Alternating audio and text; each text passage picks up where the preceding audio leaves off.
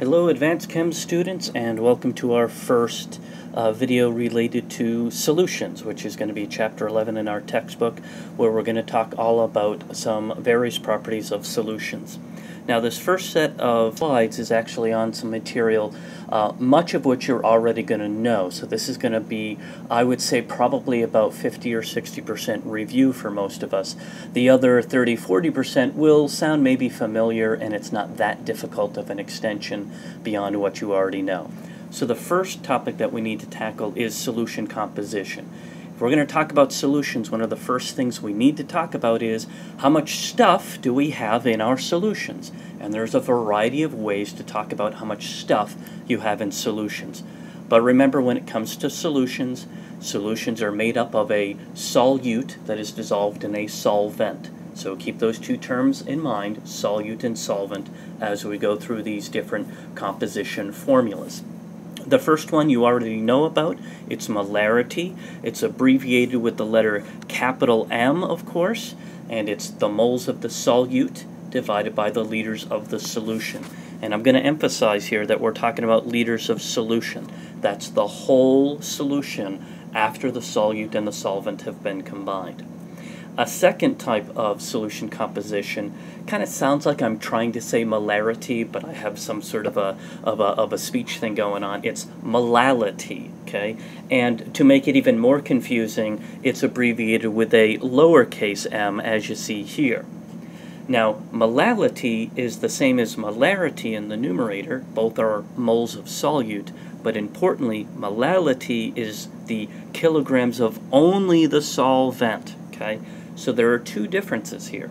We go from a volume denominator in big M to a mass denominator in little m, and we go from the whole solution in big M to just the solvent in little m.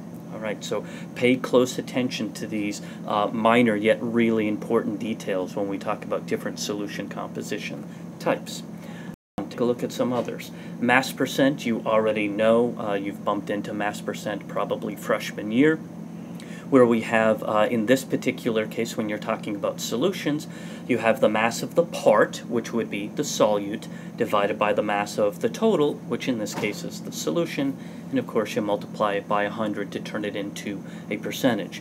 Now you could also do a volume percent. Volume percent would be helpful if you're talking about, say, the volumes of gases, because if you mix gases, you're also talking about a solution. So you could also experience volume percent in either the gas phase or certainly in the solution phase as well. Another percent type of solution composition label that's out there is what's called weight by volume percent, or weight over volume percent. Now pay particular attention to the units here. What we're talking about would be the mass of the solute, specifically in grams, divided by the volume of the whole total solution, specifically in milliliters, again times 100. Weight by volume percent is a common composition type that might be used in commercial products, because to weigh out your solvent and then just dump it into a whole bunch of solution and get the total volume is kind of a quick way of generating a whole bunch of solutions if you need to test a variety of composition types for some, say, new detergent maybe you're making in the commercial industry. So instead of sitting there and calculating molarity after molarity after molarity, it's pretty easy to do this weight by volume percent. But again, take a look at the units. It's the mass of the solute in grams divided by the volume of solution in milliliters. All right, next types. Mole fraction is something I think you've bumped into perhaps sophomore year. Mole fraction is abbreviated with the Greek letter chi, and when you talk about mole fraction, you need to specify which component in the solution you're talking about. Here, so I've got chi sub A, so I'm going to talk about the moles of component A divided by the total moles that's present in the system. Now, one thing that's nice about mole fraction is we're now no longer limited to having just a two-component mixture, one single solute and a single solvent. With mole fraction, you can have many, many components to your solution. So you might have component A and component B and component C, and maybe you've got two different solutes dissolved into the one solvent. Or maybe you've got 5 different liquids that you've combined, A, B, C, D, and E, into one solution. And so you've got a multiple of materials in the one solution. Now, notice that this is a mole fraction. We're not multiplying the number by 100. This is not mole percent. All right, leave it as the decimal fraction. You know, mole fractions are going to be 0 point something something, which means that if we were to sum up all of the mole fractions within the system, we would of course have to sum up to 1.0. So if you have a binary system, 2 components only, and you know the mole fraction of one of the components, by subtraction from 1, you quickly get the mole fraction of the other component. All right, our last solution composition type that we're going to bring up in this unit is something called normality. It sounds kind of funny. It sounds like a measurement of mental health or something weird like that, but it's another solution composition type that's out there.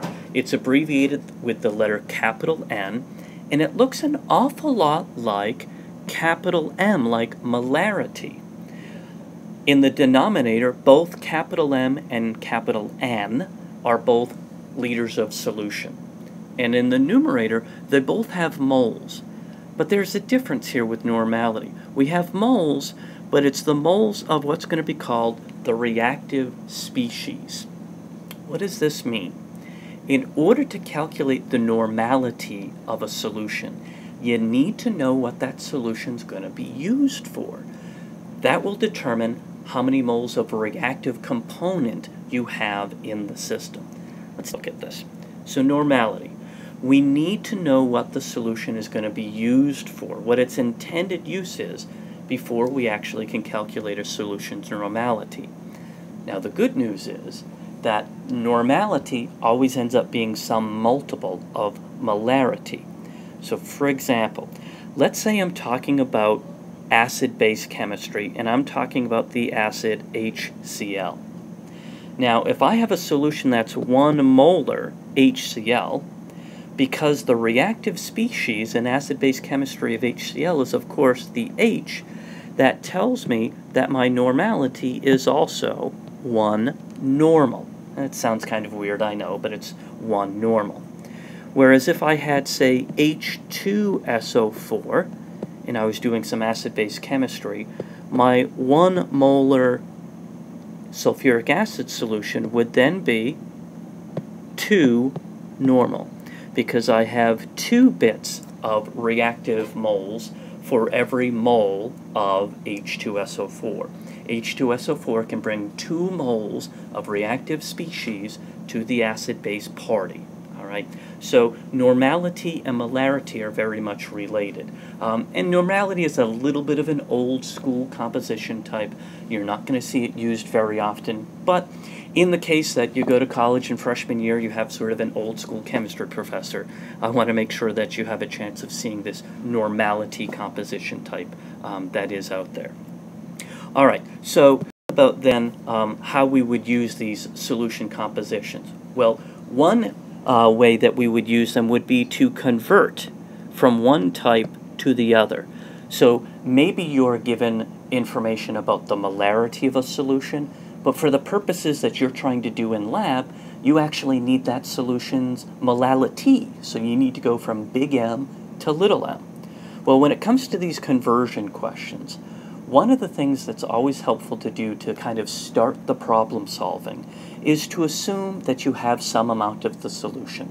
You may not know specifically how much you have, but you might know some information about it. So it's always a good idea to do something like assume you have, let's say, 1 liter of the solution. Now, I may only actually have 5 mils of the solution, but to do the conversion, I'm going to assume that I have, say, 1 liter of a solution. Now, if I know also that solution's density, and density, of course, is mass divided by volume, then by assuming 1 liter, I can go from the density of the solution, I could eventually get the mass of the solution. And if I know the mass of the solution, that might help get me to, for example, the mass of the solute or the mass of the solvent. Also, by assuming 1 liter of solution, Maybe I know the solution's molarity, that's a capital M, which of course is the moles of the solute divided by the volume of the solution. So that would tell me how many moles of solute that I have. So doing something like this assumption of a particular amount of solution begins to start the problem solving for me, so that I could go from, say, capital M to little m, or capital M to maybe a mass by volume calculation. And depending upon the specifics of the problem, you're going to need to get these different numerator values and denominator values. So if you look at the notes that we gave you in class on the PowerPoint slides, you'll see towards the end of the first page or beginning of the second page, there's a practice problem about how to convert from one composition type to another. Spend some time taking a look at that problem, and it's these conversion questions that we'll pick up with in class shortly. All right, so that ends our first set of slides for solutions.